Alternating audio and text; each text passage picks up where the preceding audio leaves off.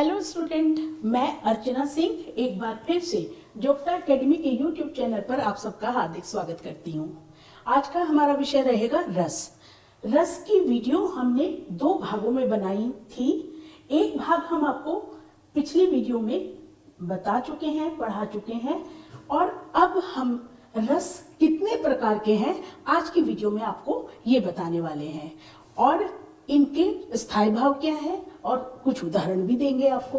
तो चलिए video start करते हैं। तो जैसा हमने आपको बताया था कि रस जो है उनकी संख्या वैसे तो 9 है, लेकिन अब हमारे शिक्षाविदों ने 2 नए और रस जोड़ दिए हैं, जिसके वजह से इनकी संख्या अब 11 हो गई है, यानी रस 11 प्रकार के हैं। तो सबसे पहले श्रृंगार रस, रस राग भी कहते हैं इसको, श्रृंगार रस को, जहां परस्पर प्रेम दर्शाया जाता है। किसका प्रेम? नायक और नायिका का। जहां पर नायक और नायिका का मिलन है वहां पे विरह भी है। तो इसके अनुसार श्रृंगार रस के 2 पक्ष होते हैं। एक संयोग पक्ष जहां नायक और नायिका का मिलन हो, और एक वियोग पक्ष जहां वियोग की अवस्था हो, यानी नायक नायिका के बीच में प्रबल प्रेम होता है पर वो साथ साथ नहीं होते। संयोग रस का एक ये उदाहरण है, बतरस लालच लाल की मुरली धरी लुकाए, सोह करे बोहन हंसे दिल कहे नटी जाए। कृष्ण और राधा का प्रसंग है यहाँ पर कि कृष्ण और राधा जो है वो साथ साथ हैं। राधा जो है वो बातों के रस में, यानी बात करना चाहती है, तो वो कृष्ण की मुरली को छिपा लेती है, और जब कृष्ण उसे देने के लिए कहते हैं तो वो कसम खाती है, अपनी बाहों को मटकाती है, मुस्कुराती है, हंसती है और वहां से चली जाती है। तो ये आपस में प्रेमा लाप हो रहा है और साथ साथ हैं। तो यहाँ पर हमारा संयोग रस है। वियोग पक्ष संयोग रस का ही दूसरा पक्ष है वियोग, जहां वियोग की अवस्था होती है। जैसे अलग होने पर नायिका जो है वो नैना ये बरसे मिलने को तरसे सही जाए ना जुदाई, ये कह रही है। दूसरा है हमारा हास्य रस, जहां हास्य का पुट हो। जब भी हम कोई विशेष वेशभूषा देखते हैं या कोई ऐसी बात सुनते हैं, कोई ऐसा दृश्य देखते हैं जहां पर हमें हंसी आती है, तो वहां पे हमारा हास्य रस होता है। इसका स्थायी भाव हास होता है, संचारी भाव हंसी, उत्सुकता, चपलता और अश्रु होते हैं। कई बार हंसते हंसते हमारी आंखों में आंसू भी आ जाते हैं। इसका उदाहरण है, बुरे समय को देखकर गंजित तू क्यों रोए, किसी भी हालत में तेरा बाल न बांका होए। तीसरा हमारा है करुण रस, मन या हृदय में जो वेदना, दुख आदि के भाव जब उत्पन्न होते हैं तो वहां पर हमारा करुण रस आ जाता है। जैसे इसका जो स्थायी भाव है वो है शोक, संचारी भाव है वो है ग्लानि, चिंता, मृत्यु, विषाद, मोह आदि। इसके उदाहरण है, हाय महा दुख पाए सखा तुम आए इते न इत दिन खोए, देखे सुदामा की दीन दया, करुणा करके करुणा निधि रोए। सुदामा मिलने आए थे कृष्ण से, उनकी हालत बहुत खराब थी, तो यहाँ पर कृष्ण को बहुत दुख हुआ, बहुत ही करुणा, सुदामा के प्रति करुणा बहुत उत्पन्न हुई, तो यहाँ पर करुण रस हुआ। रौद्र रस, जब क्रोध आता है। क्रोध कब आएगा? जब विपक्षी दल अपमान कर देगा, या फिर जब हमारे अंदर बदले की भावना आ जाती है, तो वहां पर क्रोध की उत्पत्ति होती है। तो इस रौद्र रस जो है इसका स्थायी भाव है क्रोध, संचारी भाव है उग्रता, आवेग, कम और उन्माद आदि। जैसे विनय न माने जल्दी, जड़ गए 3 दिन बीती, बोले राम सकोप तब, भय बिनु होई ना प्रीति। समुद्र ने रास्ता नहीं दिया था राम को, तो राम 3 दिन तक विनय करते रहे। जब नहीं रास्ता दिया तो फिर राम को क्रोध आ गया, और फिर उन्होंने जो है सकोप यानी क्रोध में आकर कहा कि मेरा धनुष बाण लाओ, और फिर समुद्र ने रास्ता दे दिया था। फिर है भयानक रस, किसी भयानक घटना, व्यक्ति, परिस्थिति आदि को याद करके या देखकर जो भाव उत्पन्न होते हैं वो भयानक रस की उत्पत्ति करते हैं। इसका स्थायी भाव भय है, संचारी भाव त्रास, डर, आवेग और जड़ता।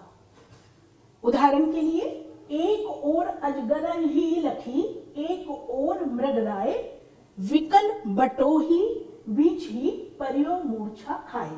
तो यहाँ पे जो है वो भय की स्थिति जो है वो उत्पन्न हो रही है, यानी एक तरफ अजगर है और एक तरफ शेर है, और जो बटोही यानी यात्री है, इन दोनों के बीच में अपने आप को देखकर भय के मारे मूर्छित हो जाता है। फिर है हमारा विभत्स रस। जब घृणा के भाव उत्पन्न होते हैं तो वहां विभत्स रस होता है। इसका स्थायी भाव जुगुप्सा है और संचारी भाव ग्लानि, विषाद, आवेग, लज्जा आदि। सिर पर बैठा काग आंख दो खात निकारत, खींचत जीभई स्यार तिहि आनंद उर समात। यानी सिर के ऊपर कौवा बैठा है और उसने आंखें निकाल दी हैं। तो ये इस तरह की जब हम वर्णन पढ़ रहे हैं या इस घटना को याद करते हैं तो फिर जो है वो हमारे मन में घृणा के भाव उत्पन्न हो रहे हैं, यानी विभत्सता हमारे अंदर आ रही है। तो यहाँ पर विभत्स रस है। फिर है हमारा अद्भुत रस। जब किसी वस्तु आश्चर्यजनक दृश्य को देखकर विश्वास ही नहीं होता कि ऐसा भी हो सकता है, अचंभा होता है, मन में आश्चर्य के भाव आते हैं, तब अद्भुत रस की उत्पत्ति जो है वो होती है। इसका स्थायी भाव विस्मय होता है, संचारी भाव भ्रम, हर्ष, उत्सुकता, त्रास और निर्वेद। इसका उदाहरण के लिए, कहत नटत रिझत मिलत खिलत लजियात, भरे भौन में करत है नैनन ही से बात। यानी सबके सामने बात करते हुए लज्जा आ रही है, लेकिन सबके सामने ही जो है वो भरे भौन में करत है नैनन, यानी आंखों ही आंखों से बात कर ली। जो नायक नायिका कहना चाहते थे वो आंखों ही आंखों के द्वारा कह दिया सबके सामने। तो विस्मय हमें उत्पन्न हो रहा है, आश्चर्य हो रहा है। तो यहाँ पर हमारा अद्भुत रस है। एक हमने और भी उदाहरण इसका लिखा हुआ है। देख जसोदा शिशु के मुख में सकल विश्व की माया, क्षण भर को वह बनी अचेतन, हिल न सकी कोमल काया। जो यशोदा माँ थी उन्होंने पूछा कृष्ण से कि बताओ तुमने मिट्टी खाई कि नहीं खाई। तो कृष्ण ने कहा नहीं। तो माँ ने कहा अच्छा मुंह खोल के दिखाओ। जैसे ही कृष्ण ने अपना मुंह खोला तो यशोदा जी को उनके मुख में जो थी वो पूरे 3 लोकों के दर्शन हो गए और वो अचंभित हो गई। वीरस, जब किसी कठिन कार्य को करने के लिए या कुछ दान देने के लिए या जहां पर बहुत उत्साहित होकर जो काम किया जाता है, जैसे युद्ध में जाते समय जो जोश उत्साह की भावना आती है, जो भाव आते हैं, तब हमारे अंदर वीर रस के जो है वो उत्पत्ति होती है। वीर रस की उत्पत्ति यानी वीर रस यानी वीरता के भाव, उत्साह के भाव हमारे मन में संचारित हो जाते हैं। तो वीर रस का स्थायी भाव है उत्साह, संचारी भाव है उत्सुकता, हर्ष, आवेग, उन्माद, मोह, चपलता आदि। यहाँ पे सारी चतुरंग वीर रंग में तुरंग चढ़ी, सर्जा शिवाजी युद्ध जीतन को चलत है। यहाँ पे छत्रपति शिवाजी के लिए बात कही जा रही है। कवि भूषण की ये पंक्तियां हैं कि सारी चतुरंग यानी अपनी चतुरंगनी सेना को सजाकर छत्रपति शिवाजी जो है वो युद्ध जीतने के लिए जा रहे हैं। तो यहाँ उत्साह के भाव है, जोश के भाव है, इसलिए यहाँ पर हमारे वीरता के भाव है। तो वीर रस की यहाँ पर उत्पत्ति हो रही है। फिर नवा रस हमारा है शांत रस। जब ज्ञान की प्राप्ति हो जाने पर वैराग्य के भाव हमारे मन में उत्पन्न हो जाते हैं, जहां पर बिल्कुल शांति और आनंद प्राप्त हो जाता है, वहां पर हमारा शांत रस होता है। इसका स्थायी भाव है निर्वेद, संचारी भाव है धृति, मति, शांति आदि। अब जैसे जब मैं था तब हरि नहीं, अब हरि है तब मैं नहीं। कबीरदास जी की पंक्ति है ये। तो वो कह रहे हैं कि जब हरि था जब मैं था, मैं यानी जब मुझे अहंकार था, तब ईश्वर मुझे नहीं मिले थे, ईश्वर नहीं थे तब। और अब ईश्वर है, हरि है मेरे पास, तो मैं अपने आप को खो चुका हूं, यानी अपने अहंकार को भूल चुका हूं। तो शांति की भावना, निर्वेद की भावना इन पंक्तियों से हमें पता चल रही है। 10वां जो हमारा नया रस जुड़ा है वो है वात्सल्य रस। जब बड़े से छोटे स्नेह, ममता या वात्सल्य करते हैं, यानी जब हमें बड़ों का छोटों के प्रति स्नेह, ममता, वात्सल्य आदि के भाव पता चलते हैं, तब हमारा वात्सल्य रस होता है। इसका स्थायी भाव है वात्सल्य, संचारी भाव है हर्ष, मोह, चिंता, और अश्रु, हास और कंप। जैसे चलत देखी जसुमती सुख पावे, ठुमक ठुमक पग धरनी रेंगत, जननी देखी दिखावे। यानी जो कृष्ण हैं वो ठुमक ठुमक के चल रहे हैं, छोटे छोटे कदम रख के आगे चल रहे हैं। और माता जसोदा जो है, उनके पग धरने की जो क्रिया है, जो वो अपने पांव को आगे बढ़ा रहे हैं, उसे देख देख कर मन में हर्ष आ रही है।